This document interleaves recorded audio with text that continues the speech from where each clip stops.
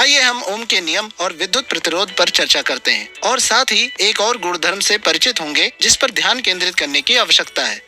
वह है प्रतिरोधकता। घनत्व की तरह यह भी पदार्थ का एक गुण है।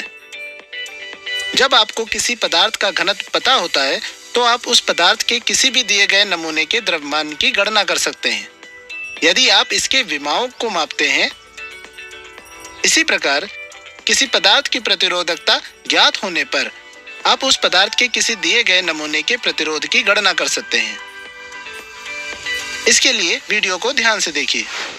जर्मन वैज्ञानिक ओम ने 1828 में एक नियम प्रतिपादित किया जिसके अनुसार निश्चित परिस्थितियों में किसी चालक के दो सिरों के मध्य विभवांतर और इससे प्रवाहित विद्युत धारा का अनुपात नियत रहता है। इस नियतांक को चालक के प्रतिरोध के रूप में जाना जाता है। गणितीय रूप से यह नियम है R is equal to V/I। V को वोल्ट में, I को एम्पियर में मापते हैं, जबकि R की इकाई ओम होती है। ओम का प्रतीक ओमेगा होता है। इस प्रकार ओम इज इक्वल टू वोल्ट/एम्पियर।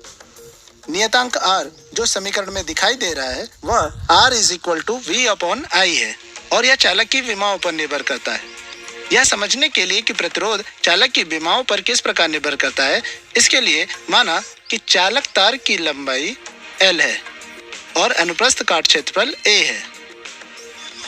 प्रयोगात्मक रूप से यह स्थापित किया गया है कि दिए गए तापमान पर R is directly proportional to L और R is inversely proportional to 1/A। इसलिए R is equal to rho L/A। नियतांक रो जो समीकरण में उपस्थित है चालक के पदार्थ की प्रतिरोधकता कहलाती है। नियतांक R और रो चालक के पदार्थ के प्रकार पर निर्भर करते हैं और इसके तापमान पर भी। प्रतिरोधकता की इकाई ओम मीटर होती है। प्रतिरोधकता के व्युत्क्रम को चालकता कहते हैं जिसे सिग्मा द्वारा निरूपित किया जाता है। चालकता की इकाई होती है मो मीटर इनवर्स। सारांश। ओम के नियम के अनुसार प्रतिरोध वोल्टता और विद्युत धारा के मध्य अनुपात होता है। यह चालक के विमाओं पर निर्भर करता है और यह चालक की लंबाई के अनुक्रमानुपाती तथा अनुप्रस्थ काट क्षेत्रफल के व्युत्क्रमानुपाती होता है। इसे इस प्रकार व्यक्त किया जाता है rho is equal to rho L/A, जहां रो प्रतिरोधकता है।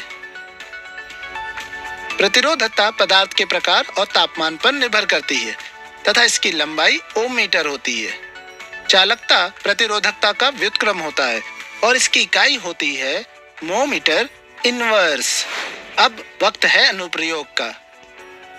हम ओम के नियम के द्वारा क्या क्या कर सकते हैं, लेकिन इस पर चर्चा करने से पहले हम एक बार फिर सभी आवश्यक परिपथ अवयवों को देखेंगे। साथ